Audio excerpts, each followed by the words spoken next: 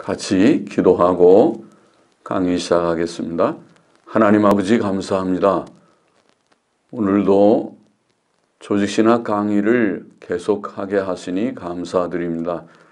하나님의 영, 진리의 영께서 저희들과 함께 계셔서 부족하고 미천한 종에게 감히 하나님의 귀하고 복된 진리의 한 주제를 좀 정리하고 증거할 수 있는 힘을 주시고 또 함께 하나님의 진리를 주님 공부하고자 하는 사랑하는 종들과 성도들에게 은혜를 주셔서 다 유익이 되게 하여 주시기를 소원합니다. 하나님, 이 시간에는 특별히 중요하지만은 어려운 주제인 삼위일체 교리를 함께 생각하고자 하오니 하나님의 영, 진리의 영께서 지도하여 주셔서 바르게 또 전하고 또 귀한 하나님의 진리를 저희들이 묵상할 수 있도록 도와주시기를 소원합니다. 하나님의 영, 진리의 영께서 친히 우리 가운데 계셔서 말하는 자나 듣는 자 모두에게 은혜를 주시기를 소원합니다. 감사하며 예수 그리스도의 이름으로 기도하옵나이다. 아멘. 자, 오늘은 우리가 중요한 삼위일체 진리를 우리가 좀 생각해 보십시다. 하나님께서는 삼위일체이신 하나님이십니다.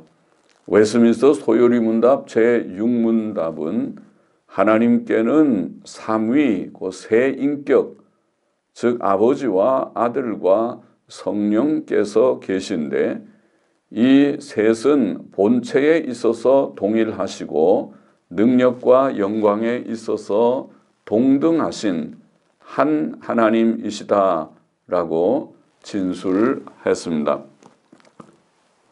성경이 증거하는 하나님의 삼위일체이심은 다음과 같은 요점들을 포함합니다.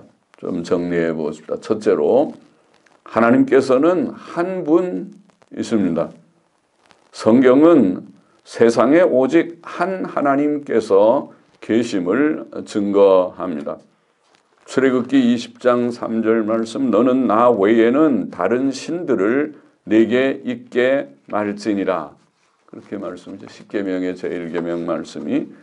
그리고 신명기 6장 4절, 우리 하나님 여호와는 오직 하나인 여호와 신이, 하나인 여호와, 하나님의 한 분이심을 증거한 말씀이죠.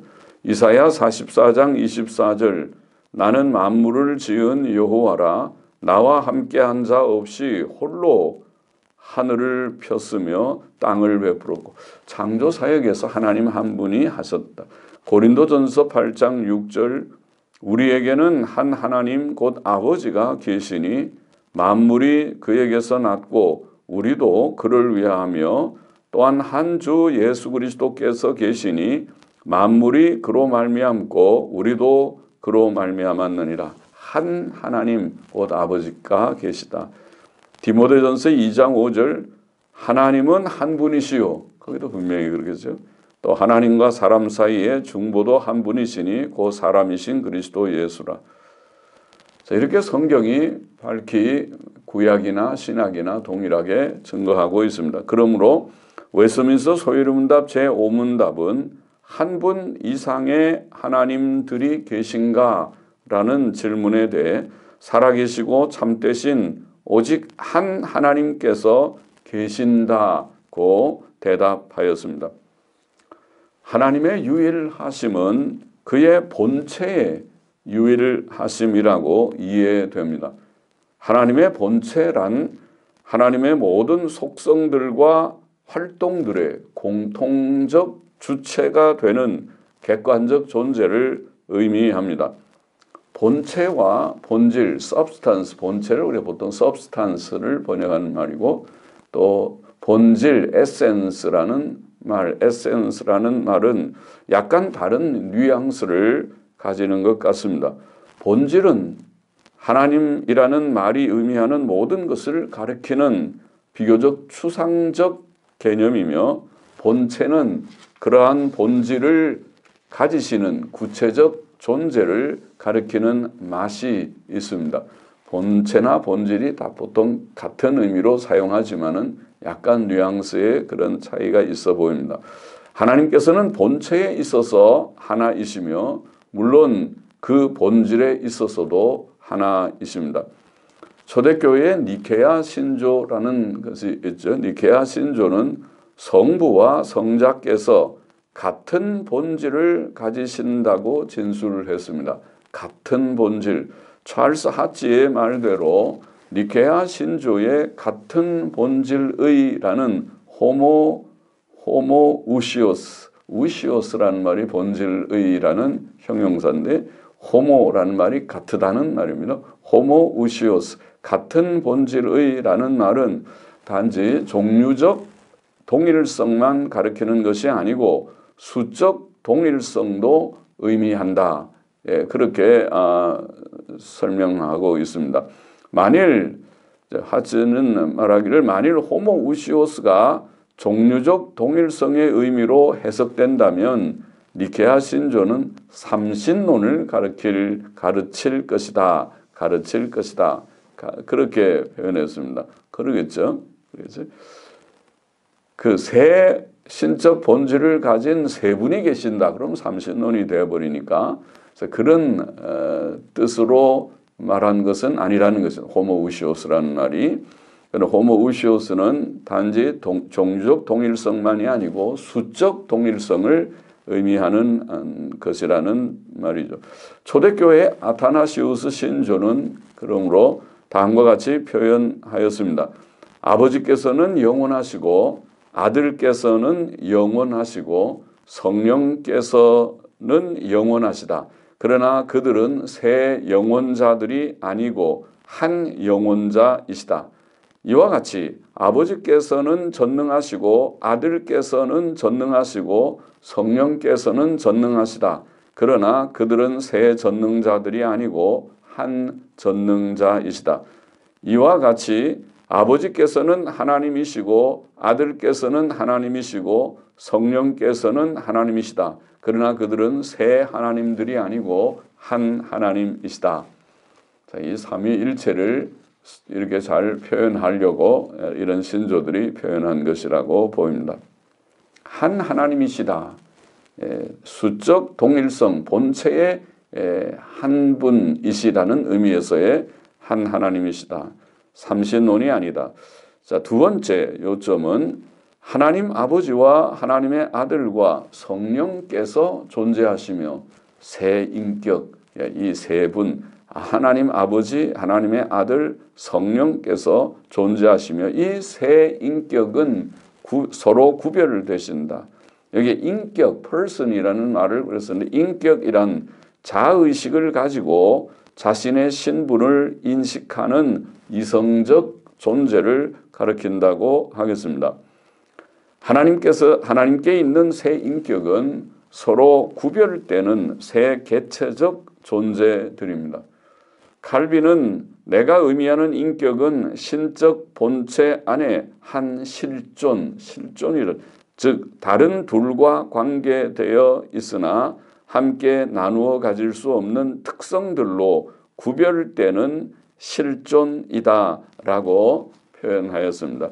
웨스민스터 신앙고백 2장 3절에 보면은 이렇게 진술을 했습니다. 한 하나님 안에 한 본질과 능력과 영원성을 가진 세 인격들, 즉 아버지 하나님과 아들 하나님과 성령 하나님께서 계시다. 아버지께서는 누구로부터 나지도 혹은 나오지도 않으시며 아들께서는 아버지로부터 영원히 나시며 성령께서는 아버지와 아들로부터 영원히 나오신다. 이렇게 진술을 했습니다. 아버지와 아들과 성령께서는 서로 구별된 세 인격들 있습니다.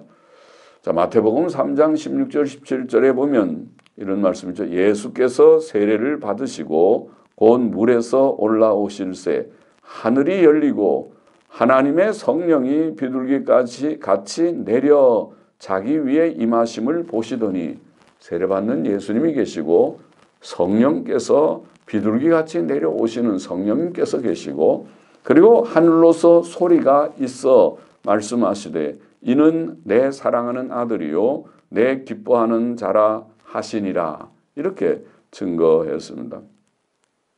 요한복음 14장 16절에서 예수께서는 내가 아버지께 구하겠으니 그가 또 다른 보혜사를 너희에게 주사 영원토록 너희와 함께 있게 하시리라. 내가 또 아버지 그가 또 다른 보혜사 세 인격의 구별이 나타나 있죠. 하나님의 영원한 본체는 동일하게 세 인격들의 공통적이며 이런 점에서 그 셋은 하나 있습니다. 세 분이 아니라 한 분 일체이시다. 그러나 하나님의 본체는 인격적 특성들에 의해 구별되는 아버지와 아들과 성령으로 영원히 존재하시며 이런 의미에서 이런 점에서 그 셋은 셋이십니다. 그러나 그 세 인격들은 하나님의 본체와 나란히 있는 어떤 존재들이 아니고 하나님의 본체 안에 있으며 하나님의 본체의 존재 양식이라고 설명할 수 있습니다. 아버지께서는 참 하나님이시요 아들께서도 참 하나님이시요 성령께서도 참 하나님이십니다. 각 인격은 하나님의 본체와 동일하시고 만일 두 인격을 합한다 할지라도 하나보다 더 크지 않으십니다. 왜냐하면 그것은 각 인격의 하나님의 본체 전체가 계시기 때문입니다. 교회 역사상 아버지와 아들과 성령의 구별을 부정한 자들이 있었으나 그들은 이단으로 정죄되었습니다. 그런 사상은 양태론 혹은 사벨리우스주의라고 불리었습니다. 세 인격은 한 하나님의 세 모습에 불과하다고 보았던 것이죠. 아버지께서 십자가에 죽으셨다는 소위 성부 순환설은 이런 사상에서 나온 오류이었습니다. 자, 그러면은 우리가 세 인격을 좀 자세히 조금 더 설명해 보십시다. 아버지께서는 세 인격들을 대표하는 분으로서 단순히 하나님으로 표현됩니다. 고린도후서 13장 13절에 보면 주 예수 그리스도의 은혜와 하나님의 사랑과 성령의 교통하심이 너희 무리와 함께 있을지어다. 아버지 하나님은 하나님이라고 불리고 또 아들 예수님은 주 예수님 그리고 성령은 성령님이라고 불리십니다. 고린도전서 8장 6절에도 우리에게는 한 하나님 곧 아버지가 계시니 만물이 그에게서 났고 우리도 그를 위하며 또한 한 주 예수 그리스도께서 계시니 만물이 그로 말미암고 우리도 그로 말미암았느니라. 그렇게 말씀했습니다. 그래서 하나님 아버지가 하나님을 대표하고 있습니다. 그는 특히 아들과 관계하여 아버지로 표현됐습니다. 요한복음 1장 14절 아버지의 독생자 요한복음 5장 17절 내 아버지께서 이제까지 일하시니 주님 그렇게 말씀하시죠. 그러니까 아들의 관계에서 아버지이십니다. 요한복음 8장 54절 내게 영광을 돌리시는 이는 내 아버지시니 곧 너희가 너희 하나님이라 칭하는 그이시라. 요한복음 17장 2절 아버지께서 아들에게 주신 모든 자에게 영생을 주게 하시려고 만민을 다스리는 권세를 아들에게 주셨음이로소이다. 에베소서 1장 3절에도 하나님 곧 우리 주 예수 그리스도의 아버지께서 그러니까 아들과 관계에서 하나님은 아버지라고 불리우시는 것이고 표현되시는 것입니다. 아들을 좀 생각해 보세요. 아들께서는 아버지와의 관계에서 이해되는 것이죠. 하나님의 아들은 그의 신성을 나타내는 명칭입니다. 하나님이 신성이시고 하나님의 아들도 신성을 가진 분이심을 보인다는 말씀이죠. 로마서 8장 3절에 보면 율법이 육신으로 말미암아 연약하여 할 수 없는 그것을 하나님은 하시나니 그 죄를 인하여 자기 아들을 죄 있는 육신의 모양으로 보내요. 하나님의 아들은 하나님의 아들, 그 신성을 신적 본질을 가지신 분의 아들입니다. 갈라디아서 4장 4절도 때가 참에 하나님이 그 아들을 보내사 여자에게서 나게 하시고, 그러니까 우리의 사람의 아들이 사람이듯이 하나님의 아들은 하나님이시라는 뜻에서 사용되는 말이라고 보입니다. 특히 독생자 모노게네스라고 하는 말은 성경에 요한복음에 많이 나오고 요한일서에 나오는 말씀이죠. 이 명칭은 비록 그것이 신약 성경에서 사람의 외아들이나 외동딸에게도 사용되었지만 누가복음 17장, 8장, 9장에 그런 용례가 있지만은 아버지와 아들의 독특한 관계를 나타내는 용어로 자주 사용되었습니다. 물론 예수 그리스도의 신성을 증거하는 다른 여러 구절들도 아버지 하나님과 그의 아들의 독특한 관계를 암시합니다. 예를 들어 마태복음 11장 27절 같은 아버지 외에는 아들을 아는 자가 없고 또 아들과 아들의 계시를 받은 자 외에는 아버지를 아는 자가 없다는 이런 독특한 관계는 예수님의 신성을 보이는 그런 구절이기도 합니다. 신성은 인격성을 내포합니다. 요한복음 1장 1절의 말씀은 하나님의 영원하신 아들로 이해해야 합니다. 태초부터 계신 말씀, 그는 하나님이라고 말씀하신 그 말씀은 곧 영원하신 아들, 인격적 아들이라는 뜻으로 이해해야 하겠습니다. 하나님께서는 영원하시고 아들께서도 신성을 가진 자이시기 때문에 아들의 출생은 영원하다고 이해됩니다. 웨스트민스터 신앙고백 2장 3절은 아들께서는 아버지로부터 영원히 나셨다라고 말합니다.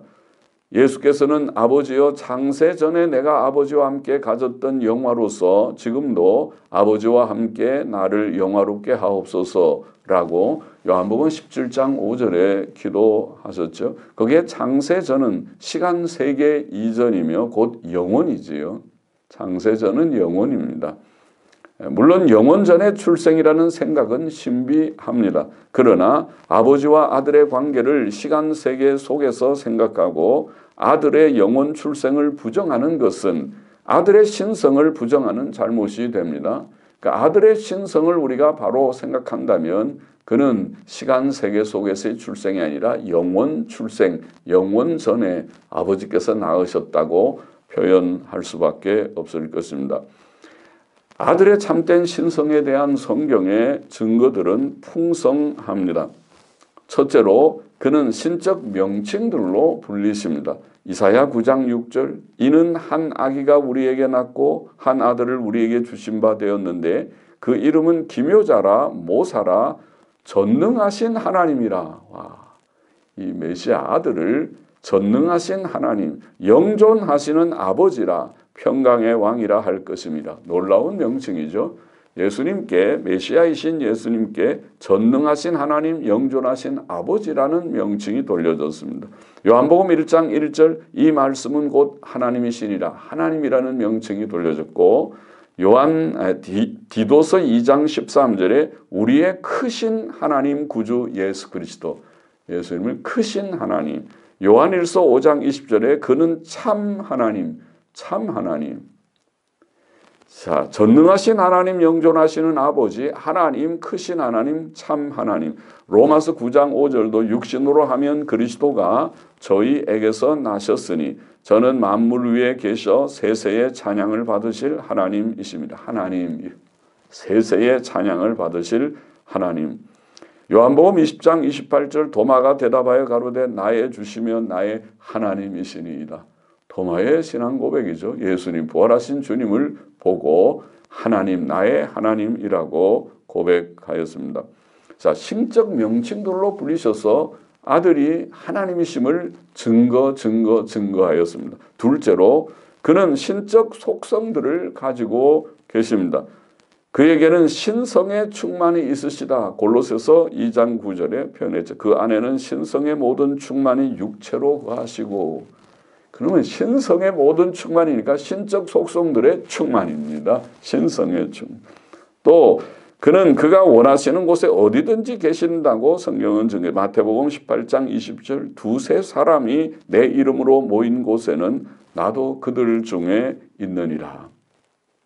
어디에나 주의 이름으로 모인 곳에 만국교회 두세 사람이 모인 처소마다 주님이 계시다. 신성의 영으로 계시다.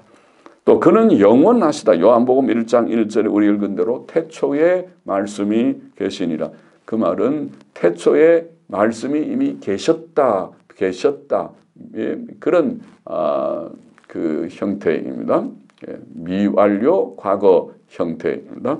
말씀이 그 전부터 쭉 계셨다. 태초 이전은 영원이니까 영원성을 증거합니다. 요한복음 17장 5절에도 아버지여 창세 전에 내가 아버지와 함께 가졌던 영화로서 지금도 아버지와 함께 나를 영화롭게 하옵소서. 창세 전에 계신 영원하신 하나님. 요한계시록 22장 13절 나는 알파와 오메가요 처음과 나중이요 시작과 끝이라. 처음 알파와 오메가 처음 시작이라고 말씀하는 것은 영원이라는 말이죠. 영원 전부터 영원 후까지. 그리고 그는 전능하시다. 신적 속성들을 우리가 좀 열거해 보고 있습니다. 마태복음 8장 3절 예수께서 손을 내밀어 저에게 대시며 가라사대 내가 원하노니 깨끗함을 받으라 하시는데 즉시 그의 문둥병 나병이 깨끗하여진지라. 와, 놀라운 하나님의 전능의 속성이 예수께 있습니다. 또 그는 영광의 주님이라고 말씀했죠. 고린도전서 2장 8절 이 지혜는 이 세대의 관원이 하나도 알지 못하였나니 만일 알았다면 영광의 주를 십자가에 못 박지 아니하였으리라. 아들은 이처럼 신적 속성들을 가지고 계시다는 것을 성경은 풍성하게 증거하고 있고, 셋째로 그가 신적 사역들을 행하십니다. 그는 만물을 창조하셨습니다. 요한복음 1장 3절 만물이 그로 말미암아 지은 바 되었으니 지은 것이 하나도 그가 없이는 된 것이 없느니라. 고린도전서 8장 6절에도 또한 한 주 예수 그리스도께서 계시니 만물이 그로 말미암고 우리도 그로 말미암았느니라. 창조의 주님이 있습니다. 골로새서 1장 16절도 만물이 그에게 창조되되 우리말에 그에게 개역 성경에 그래서 그에 의해 그렇게 해야 분명하겠습니다. 그에 의해 창조되되 하늘과 땅에서 보이는 것들과 보이지 않는 것들과 혹은 보좌들이나 주관들이나 정사들이나 권세들이나 만물이 그러니까 보이지 않는 천사의 세계들이나 영의 세계들이나 또 모든 물질 세계나 만물이 다 그로 말미암고 그를 위하여 창조되었다. 그에 의해 창조되고 그로 말미암고 그를 위해 창조되었다. 놀랍죠? 그는 창조자이십니다. 그리고 그는 만물을 보존하신다. 히브리서 1장 3절 그의 능력의 말씀으로 만물을 붙드시며 그렇게 말했고 그는 모든 병들을 고쳐주셨습니다. 마태복음 9장 35절에 예수께서 모든 성과 촌에 두루 다니사 모든 병과 모든 약한 것을 고치시니라. 할렐루야. 예수님께 불가능한 것이 없었습니다. 모든 병들, 불치의 병들을 고쳐주셨습니다. 마태복음 11장 5절 소경이 보며 안전뱅이가 걸으며 문둥이가 깨끗함을 받으며 귀머거리가 들으며 죽은 자가 살아나며 할렐루야. 또 그는 죄를 사하시며 죄로부터 자유함을 주십니다. 마태복음 9장 6절 인자가 세상에서 죄를 사하는 권세가 있는 줄을 너희로 알게 하려. 이게 신적 사역이죠. 하나님만 하실 수 있는 죄사함의 권세. 요한복음 8장 34절 이하에도 예수께서 대답하시되 진실로 진실로 너희에게 이르노니 죄를 범하는 자마다 죄의 종이라. 종은 영원히 집에 거하지 못하되 아들은 영원히 거하나니. 그러므로 아들이 너희를 자유케 하면 너희가 참으로 자유하리라. 죄에서부터 자유함을 주시는 주님이시다. 히브리서 1장 3절도 죄를 정결케 하는 일을 하신다. 또 죄를 정결케 하시고 그는 우리에게 의를 주십니다. 의를 주시는 하나님, 주님. 고린도전서 1장 30절에 예수는 하나님께로서 나와서 우리에게 지혜와 의로움과 거룩함과 구속함이 되셨으니 할렐루야 할렐루야. 주님은 우리에게 의를 주시는 주님, 신적 사역이지요. 그리고 그는 영생을 주시는 주님이십니다. 요한복음 10장 28절 내가 너희에게 저희에게 영생을 주노니 영원히 멸망치 아니할 터이요 또 저희를 내 손에서 빼앗을 자가 없느니라. 할렐루야. 요한복음 11장 25절 예수께서 가라사대 나는 부활이요 생명이니 나를 믿는 자는 죽어도 살겠고 의를 주시고 죄 씻음을 주시고 의를 주시고 영생을 주시는 주님. 그리고 그는 우리에게서 기도를 들으시며 응답하십니다. 요한복음 14장 14절 내 이름으로 무엇이든지 내게 구하면 내가 시행하리라. 하나님이 아니면 할 수 없는 사역이 아닌 신적 사역이지요. 사도행전 7장 59절에 보면 저희가 돌로 스데반을 치니 스데반이 부르짖어 가로되 주 예수여 내 영혼을 받으시옵소서. 자, 신적 사역들이 많이 성경에 증거되어 있죠. 넷째로 그는 신적 존영을 받으십니다. 히브리서 1장 3절에 이는 하나님의 영광의 광채시요 그 본체의 형상이시라 높은 곳에 계신 위엄의 우편에 앉으셨느니라. 예수님은 영광을 받으시는 하나님의 위엄의 우편에 앉으시는 아무나 앉을 수 있나요? 감히 피조물이 앉을 수 있나요? 하나님의 아들만이 신적 영광을 가지시는 것이죠. 마태복음 28장 19절에 주님께서 그러므로 너희는 가서 모든 족속으로 제자를 삼아 아버지와 아들과 성령의 이름으로 세례를 주라. 그 말씀 잘 아시죠? 아버지와 아들과 성령 세 이름이 나란히 나오는 것 자체가 신적 영광입니다. 아들이 무엇인데 신적의 본질을 가진 신성을 가진 자가 아니라면 있을 수 없는 일이죠. 아버지와 아들과 성령의 이름으로 특별히 세례를 주는 일을 할 수 없습니다. 신성의 영광, 신적 영광입니다. 요한계시록 1장 6절에 보면 그 아버지 하나님을 위하여 우리를 나라와 제사장으로 삼으신 그에게 영광과 능력이 세세토록 있기를 원하노라. 할렐루야. 아멘. 할렐루야. 그렇게 했습니다. 아멘이라고 예수님께 신적 영광을 직접 돌리고 있고 요한계시록 5장 12절 13절도 그렇죠. 보좌에 앉으신 이와 어린 양에게 찬송과 존귀와 영광과 능력을 세세토록 돌릴지어다. 그런 신적 존영이 분명하지요. 존영을 받으시는 것이. 자, 이처럼 하나님의 아들 예수 그리스도의 참된 신성은 풍성하게 성경에 증거되어 있습니다. 한두 구절이 아니라 신적 명칭, 신적 속성들, 신적 사역, 신적 존영이 영광이 풍성하게 증거되어 있습니다. 그러므로 예수 그리스도의 참되고 완전한 신성을 부정하는 초대교회 시대의 아리우스주의, 단일신론이라고 우리가 말하는 동력적 단일신론 그렇게도 표현하는 아리우스주의나 오늘날의 일위신론, 유니테리안, 삼위일체를 부정하는 유니테리안들, 일위신론들, 또 자유주의, 오늘 현대 자유주의 많은 기성교회에 들어와 있는 자유주의 신학은 명백히 이단입니다. 예수님의 신성을 부정하기 때문에 이단입니다. 삼위일체 부정하는 것은 이단입니다. 성령에 대해서 한번 보시죠. 성령께서는 성경에서 영 혹은 성령, 하나님의 영, 그리스도의 영 등으로 불리지요.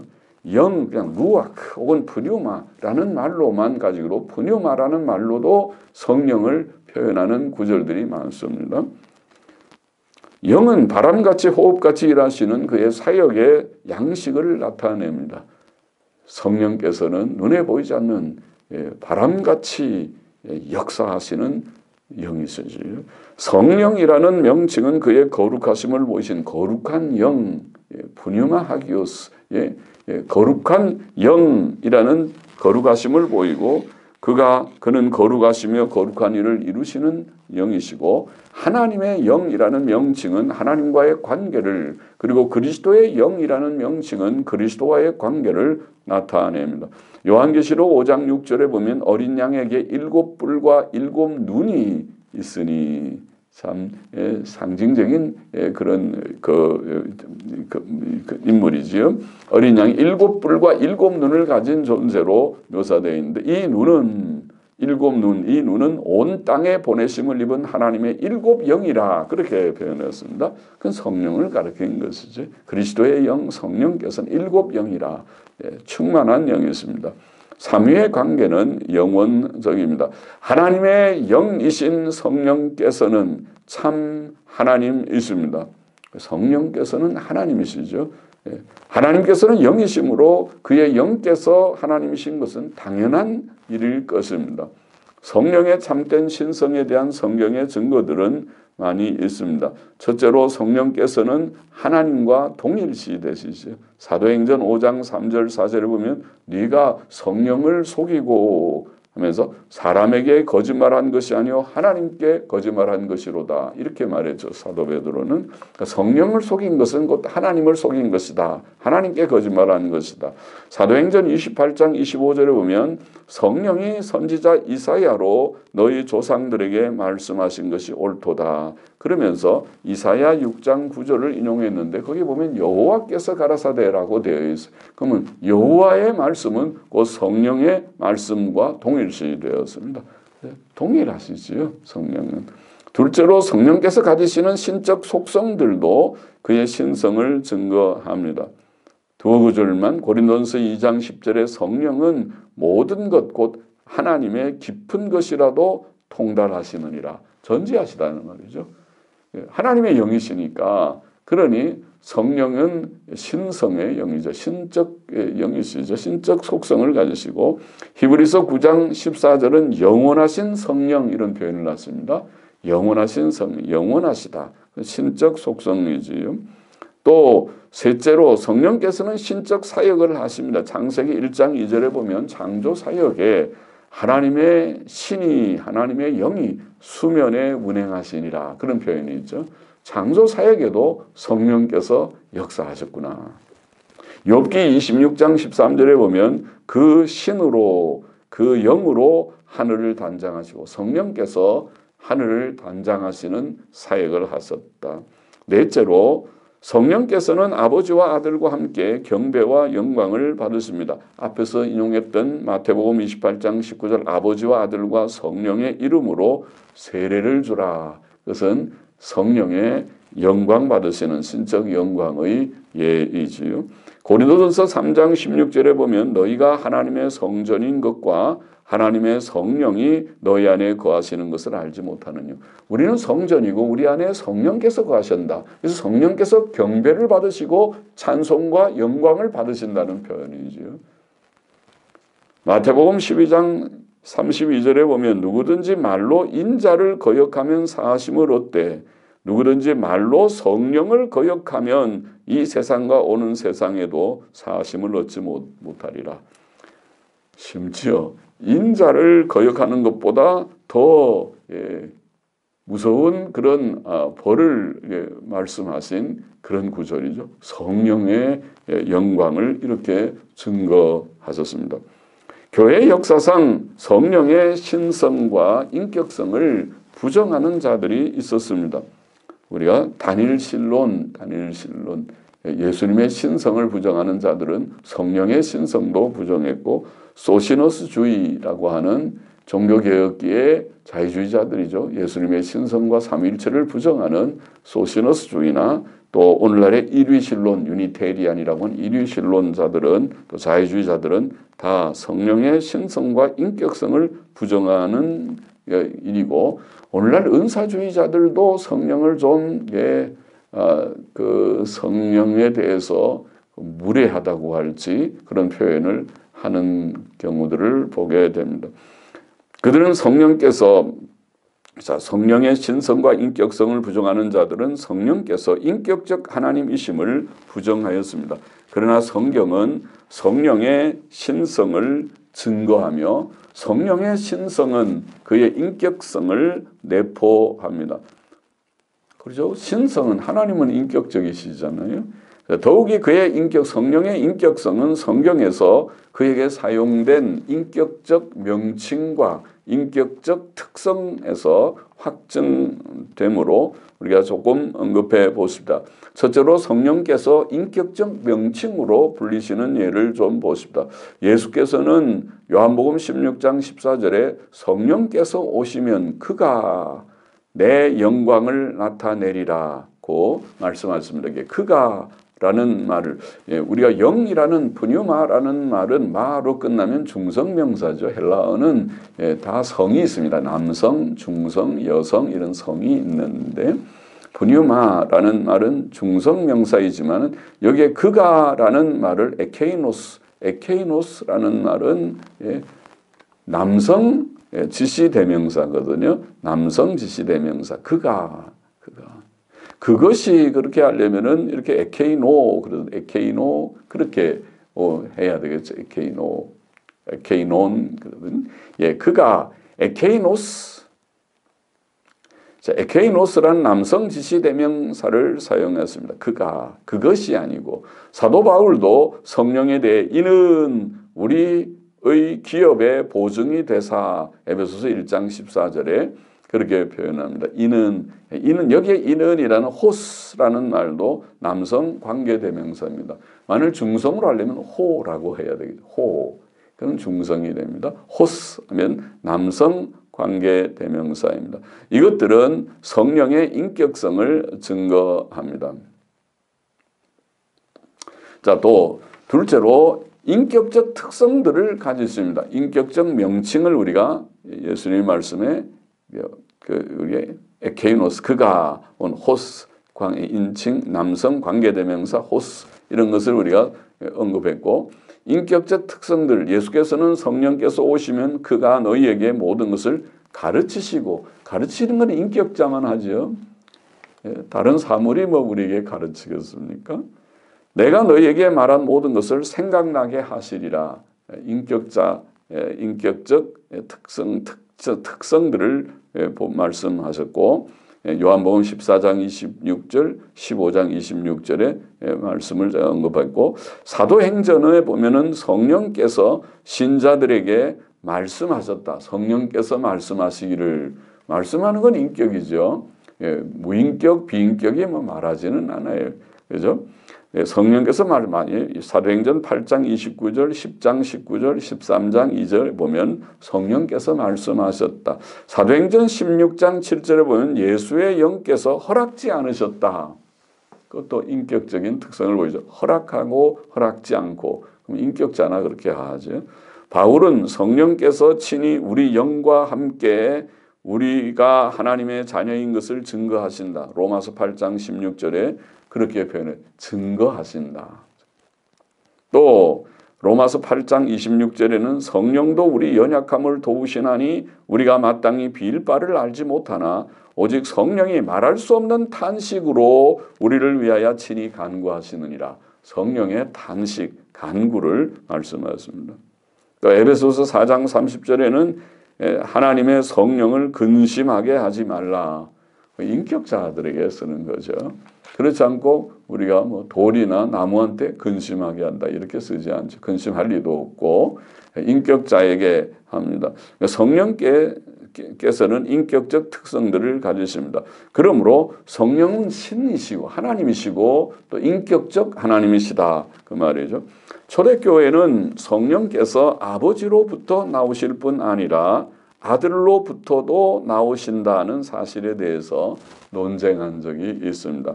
아들로부터 그거를 이게 라틴어겠죠. 필리오que, and from the son, and from 그리고 아들로부터도 그 말이겠죠. 이것은 이런 논쟁 때문에 동방교회와 서방교회의 분열의 한 원인이 됐습니다. 동방교회와 서방교회는 중요한 교리적인 이 문제와 더불어서 성상 문제, 성상을 인정하느냐 또 않느냐 하는 그런 문제들 등으로 분열되게 되었습니다. 동방교회는 성령께서 아들로부터도 나오신다는 사실을 부정하였습니다. 그러나 성령께서 하나님의 영으로 뿐만 아니라 그리스도의 영 혹은 아들의 영으로도 불리신다는 사실은 성령께서 하나님 아버지로부터 나오실 뿐 아니라 하나님의 아들로부터도 나오심을 증거한다고 하겠습니다. 필리오 계획을 우리가 인정해야 되는 아들로부터도 나오신 로마서 8장 9절에 보면 만일 너희 속에 하나님의 영이 거하시면 너희가 육신에 있지 아니하고 영에 있나니 성령 안에 있나니 누구든지 그리스도의 영이 없으면 그리스도의 사람이 아니라 그리스도의 영이 없으면 우리가 다 그리스도의 영을 가지고 있다. 그렇게 말씀했고 갈라디아서 4장 6절에 보면 너희가 아들인 고로 하나님이 그 아들의 영을 우리 마음 가운데 보내사 아버지라 부르게 하셨느니라. 우리 속에 아들의 영이 계셔서 하나님을 아빠 아버지라고 부르게 하셨다. 아바라는 말은 아람어로 아버지라는 말이에요. 아빠, 우리의 아빠와 비슷합니다. 히브리 말로도 아브라고 하지만 빌립보서 1장 19절 말씀 예수 그리스도의 성령 이런 표현도 있습니다. 성령께서는 예수 그리스도의 영 성령이시고 요한계시록 아까 5장 6절은 어린 양의 7눈을 하나님의 7영 곧 성령이시라고 말한 바가 있습니다. 그래서 성령께서는 아버지로부터 나오실 뿐 아니라 아들로부터도 나오십니다. 이제 마지막으로 세 인격 간의 관계를 조금 말씀해 보십시다. 하나님 아버지와 하나님의 아들과 성령께서는 서로 어떤 관계를 가지십니까? 세 인격들은 신적 본체에서 동일하고 그러니까 본체, substance, 본질, 에센스뿐 아니라 본체에서 동일하고 그 능력과 영광에서 동등하시지만 그 인격적 특성과 사역에 있어서 어떤 종속적 관계를 생각할 수 있죠. 즉 삼위들 간의 논리적 순서는 아버지, 아들, 성령 삼위의 논리적 순서는 그렇습니다. 아버지가 먼저 있고 아버지가 아들을 하시고 아버지와 아들로부터 성령이 나오시는 것이죠. 또 아들께서는 아버지에게 속하시고 성령께서는 아버지와 아들에게 속하십니다. 그러므로 웨스민스터 신앙고백 2장 3절은 아버지께서는 누구로부터 나지도 혹은 나오지도 않으시며 아들께서는 아버지로부터 영원히 나시며 성령께서는 아버지와 아들로부터 영원히 나오신다. 이렇게 표현했습니다. 신앙고백서에 아버지께서는 아들을 세상에 보내셨고 아버지와 아들께서는 성령을 보내셨습니다. 예수께서는 하나님께서 그의 아들을 세상에 보내셨다고 요한복음 3장 17절에 표현하셨죠. 또 성령에 관하여는 요한복음 15장 26절을 보면 내가 아버지께로서 너희에게 보낼 보혜사 내가 보낸다. 내가 아버지께로서 너희에게 보낼 보혜사 곧 아버지께로서 나오시는 진리의 성령이 오실 때에 이렇게 표현했죠. 그래서 아버지와 아들께서 성령을 보내셨다. 세 인격들은 존재하심에 있어서 구별됐습니다. 아버지께서는 아들을 낳으셨다고 표현했죠. 또 낳으시는 일은 성부만의 독특한 행위라고 말할 수 있고 아들께서는 아버지로부터 낳으심을 받을 뿐입니다. 또 아버지와 아들께서는 성령을 보내십니다. 그러므로 존재하심에 있어서 세 인격은 구별됐습니다. 성령께서는 아버지와 아들로부터 나오시죠. 그러나 이 세 인격들은 한 본체에 있습니다. 이것을 우리가 본체적 삼위일체, 본체적으로 하나이시다. 존재에 있어서 구별되지만 본체적 하나이시다. 본체적 삼위일체라고 표현하기도 합니다. 또 그 세 인격들은 구원 사역에 있어서 구별되시지요. 구원 사역을 생각하면 아버지께서는 만세 전에 택자들을 예정하셨고 아들께서는 2000년 전에 십자가 위에서 택자들의 구속을 이루셨고 만세 전에 아버지께서 예정하시고 2000년 전에 예수께서 아들께서 오셔서 십자가 위에 죽으시고 부활하심으로 구속 사역을 이루셨고 그리고 성령께서는 그 구속을 택자들에게 적용하셔서 그 모두를 실제로 구원하십니다. 어느 날 우리들 속에 역사하셔서 우리를 중생시키셨고 또 이처럼 땅에 있는 택자들을 다 중생시키시고 모든 택자들이 하나도 잃어버리지 아니하고 예수 그리스도의 피의 속죄로 구속받은 자들이 다 중생하여 구원 얻고 영생에 이르게 하시는 것입니다. 중생과 성화는 주로 성령께 돌려집니다. 그러나 이 세 인격들의 사역은 한 분 하나님의 사역이시죠. 그래서 이것을 사역적 삼위일체, 사역적으로 보면 세 인격의 하시는 사역이 구별이 되지만 예정하시고 또 구속을 이루시고 중생시키시는 구속 적용을 하시는 세 사역이 있지만은 그러나 본체적으로 본체에 있어서 하나이시다. 사역적 삼위일체라는 표현을 하기도 합니다. 결론적으로 삼위일체 진리는 신비하지만 매우 중요하다고 하겠습니다. 이것은 기독교 교리 체계의 중심과 같아서 신학 전체에 영향을 미칩니다. 만일 이 진리를 부정하면 예수 그리스도의 신성도 부정되고 속죄와 중생 같은 중요한 교리들도 큰 손상을 당할 수밖에 없습니다. 삼위일체를 부정하는 사상은 역사상 항상 사람의 전적 부패성과 하나님의 주권적 의례를 부정하는 자력구원, 즉 행위구원 사상과 같이 갔습니다. 그래서 삼위일체를 부정하면 결국 행위주의, 행위사상, 자력구원론, 행위주의론으로 행위구원론으로 떨어지게 된다. 그러나 이렇게 중요한 삼위일체 진리는 매우 신비합니다.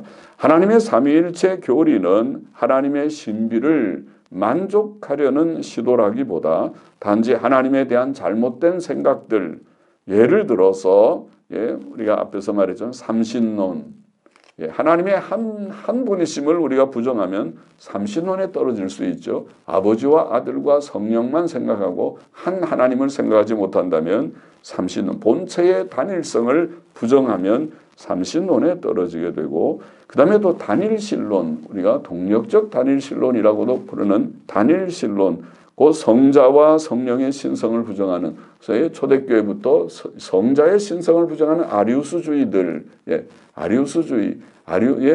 아리우스주의가 바로 그런 사상이었죠. 예수님의 신성을 부정하는, 또 성령의 신성을 부정하는 단일신론, 또 양태론이라는 것도 있었습니다.